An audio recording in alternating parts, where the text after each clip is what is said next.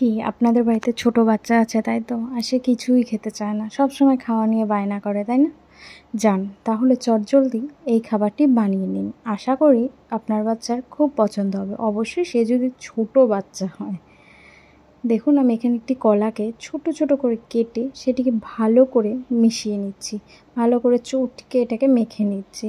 এখানে আপনি চাইলে বেশি কলাও নিতে পারেন, যেহেতু আমার মাহি অনেকটাই ছোট, সে এর থেকে বেশি খেতে পারবে না, তার জন্য আমি এইটুকু কলাই নিয়েছি। দেখুন এটাকে আমি খুব ভালো করে চটকে মেখে নেব। আপনার বাচ্চা যদি ছোট হয়, আমার মনে হয় এই খাবারটি তার খুবই প্রিয় হবে। এখানে আমি দিয়ে নিলাম এরপরে কিছুটা আটা। এখানে আপনারা ময়দাও দিতে পারেন, কিন্তু ময়দাটা যেহেতু বাচ্চাদের জন্য খুব একটা ভালো হবে না, সেই কারণে আমি আটা নিয়েছি। আর একটু সামান্য পরিমাণে লবণ দিয়ে দিলাম, যাতে স্বাদের পরিমাণটা খুব ভালো হয়। আবার এই আটাটার সাথে আবার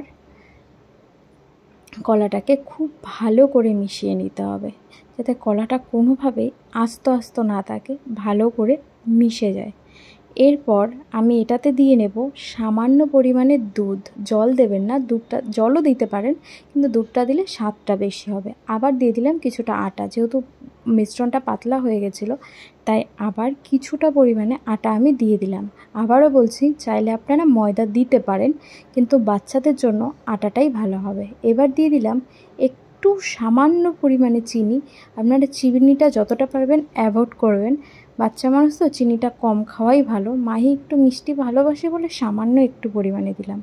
ওর তো রোজ সন্ধ্যাবেলাই বায়না হয় কিছু না কিছু খাবে, সেই কারণে আমাকেও রোজ সন্ধ্যাবেলা কিছু না কিছু নিত্য নতুন জিনিস ট্রাই করতেই হয়, তাই ভাবলাম আপনাদেরও জানাই। এবার দেখুন ওটাকে ভালো করে মিশিয়ে নেওয়ার পর আমি কড়াইতে দিয়ে দিলাম কিছুটা বাটার। আপনারা এই বাটারের জায়গায় ঘি ব্যবহার করতে পারেন, তেলও ব্যবহার করতে পারেন, কিন্তু যেহেতু বাচ্চাদের ব্যাপার তাই আপনারা ঘি বা বাটারটাই বেশি ভালো হবে। তেলটা ব্যবহার না করাই ভালো, তবুও তেলটা আপনারা চাইলে ব্যবহার করতে পারেন। এবার এর মধ্যে আমি ভালো করে আটাটাকে ভালো করে কড়াইতে দিয়ে নেব। অবশ্যই বাটারটা বা ঘিটা ভালো করে কড়াইতে ছড়িয়ে নেবেন।